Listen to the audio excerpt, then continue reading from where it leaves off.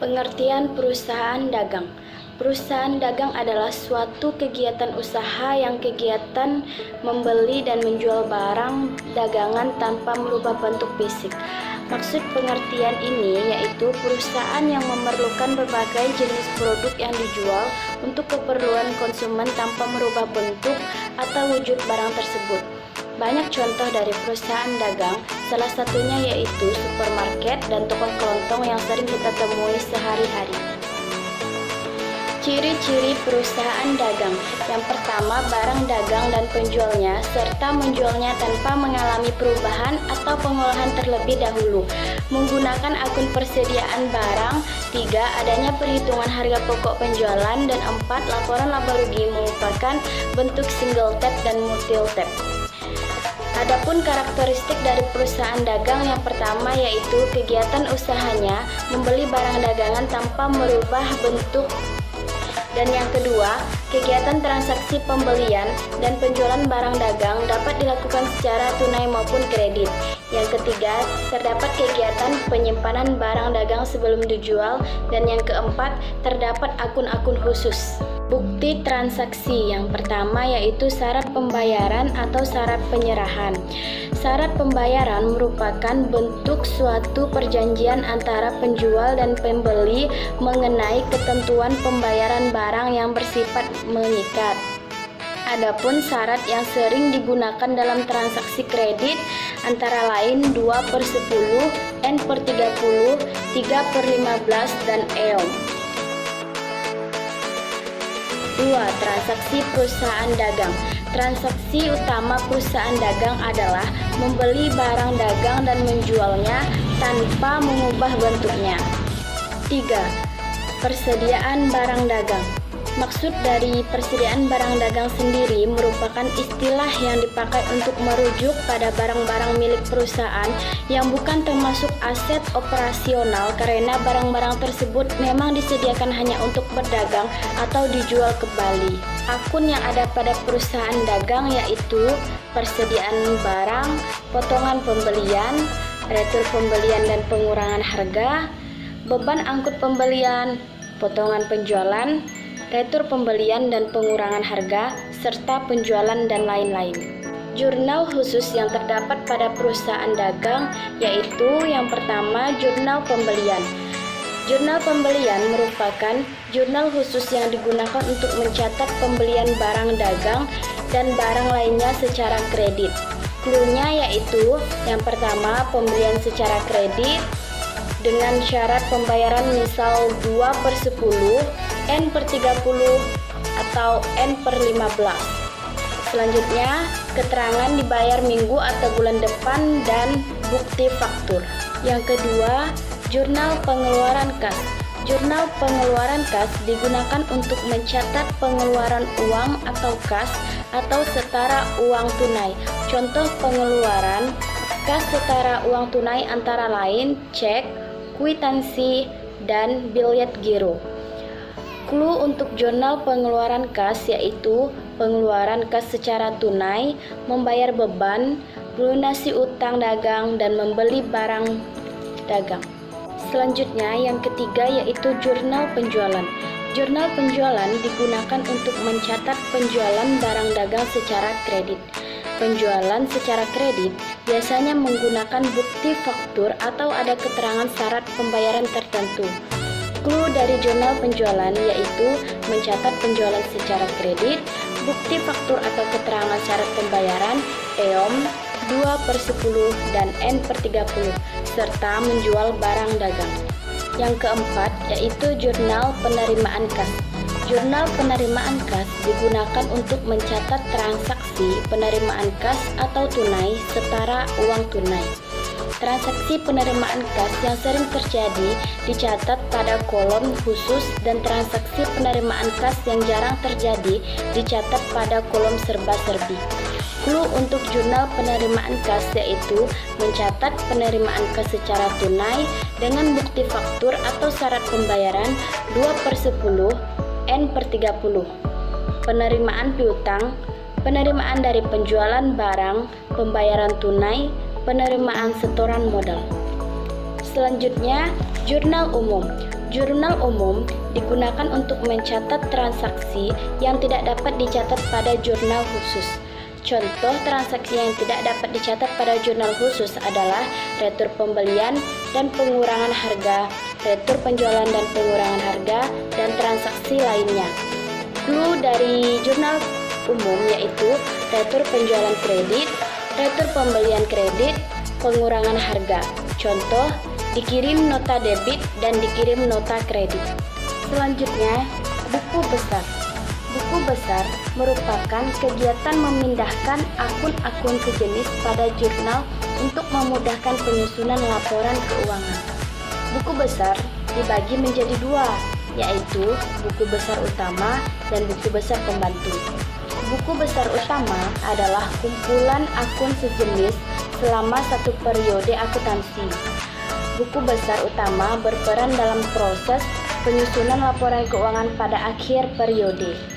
Sedangkan buku besar pembantu yaitu buku besar untuk mencatat akun tertentu sesuai nama pemasok atau pelanggan. Neraca saldo. Neraca saldo adalah daftar yang menyajikan saldo-saldo akun yang terdapat pada buku besar. Penyusunannya terdiri dari kolom dan kode akun, nama akun, debit, dan kredit. Jurnal penyesuaian. Jurnal penyesuaian digunakan untuk menyesuaikan akun real dan akun nominal agar menunjukkan keadaan keuangan sebenarnya pada akhir periode akuntansi. Pencatatan jurnal penyesuaian persediaan barang dagang menggunakan dua pendekatan, yaitu pendekatan ikhtisar laba rugi dan harga pokok penjualan HPP. Di dalam jurnal penyesuaian terdapat yang harus dicatat yaitu beban yang masih harus dibayar, pendapatan diterima di muka, penyusutan aktiva tetap, perlengkapan yang masih tersisa, serta pendapatan yang masih harus diterima.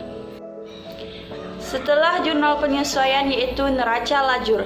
Neraca lajur atau kertas kerja adalah suatu daftar yang terdiri dari atas lajur untuk menghimpun data akuntansi guna memudahkan penyusunan laporan keuangan.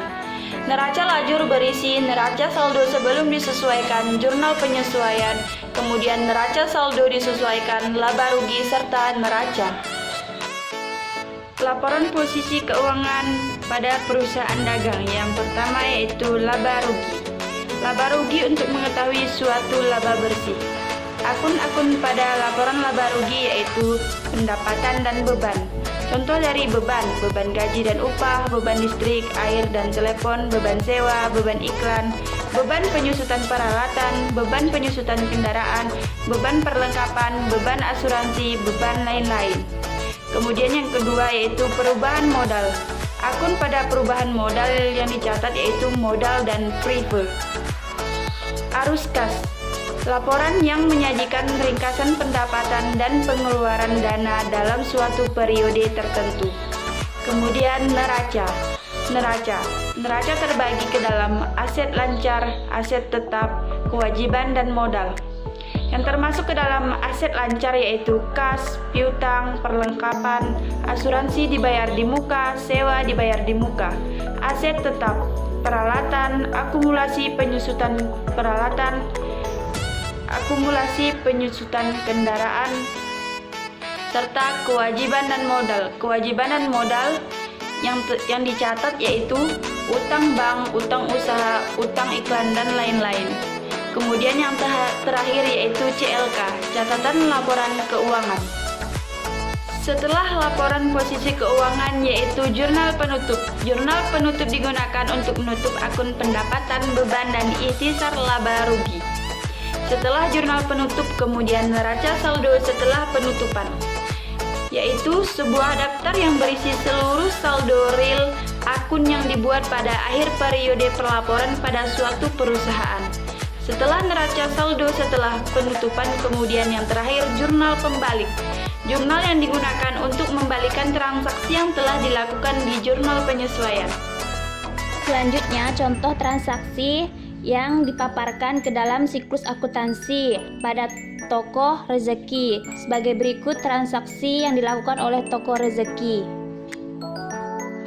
Dan selanjutnya dipindahkan ke dalam jurnal pembelian perusahaan dagang sebagai berikut.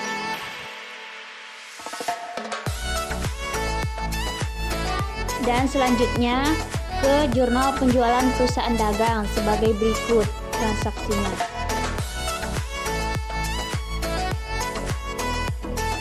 Kemudian selanjutnya dipindahkan ke jurnal penerimaan kas sebagai berikut.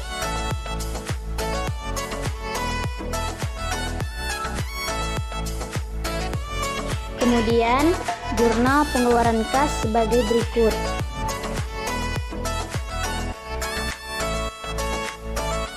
Dan terakhir jurnal umum sebagai berikut.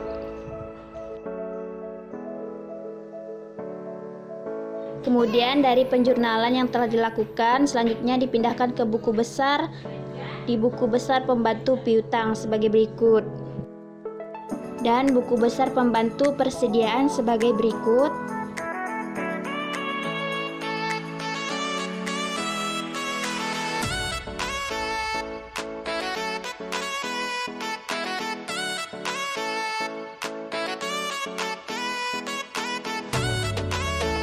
Dan selanjutnya dipindahkan ke dalam buku besar pembantu utang sebagai berikut.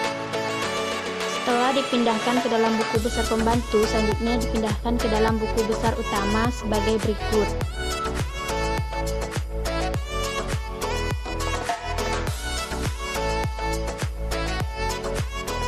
Selanjutnya dipindahkan ke dalam daftar saldo, dari mana daftar saldo yang diperoleh dari buku besar sebelumnya. Dan selanjutnya jurnal penyesuaian, di mana transaksi yang terdapat di jurnal penyesuaian terdapat akun-akun yang telah disesuaikan. Dan selanjutnya neraca lajur, di mana akun-akun yang dipindahkan di neraca lajur. Selanjutnya laporan keuangan perusahaan dagang seperti laporan laba rugi, laporan perubahan ekuitas, neraca sebagai berikut. Kemudian yang terakhir jurnal penutup, di mana akun-akun yang harus ditutup. Jadi, kesimpulan siklus akuntansi perusahaan dagang yaitu adanya jurnal umum dan jurnal khusus. Jurnal khusus terdiri dari jurnal pembelian, jurnal pengeluaran kas, jurnal penjualan, serta jurnal penerimaan kas dan jurnal umum.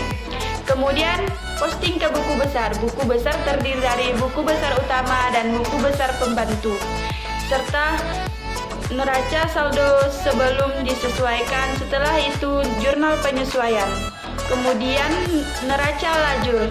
Setelah neraca lajur, laporan posisi keuangan. Laporan posisi keuangan perusahaan dagang terdiri dari laporan laba rugi, laporan perubahan modal, laporan arus kas, neraca, dan terakhir catatan atas laporan keuangan. Kemudian jurnal penutup. Setelah jurnal penutup, jurnal neraca saldo setelah penutupan, dan yang terakhir yaitu jurnal pembalik.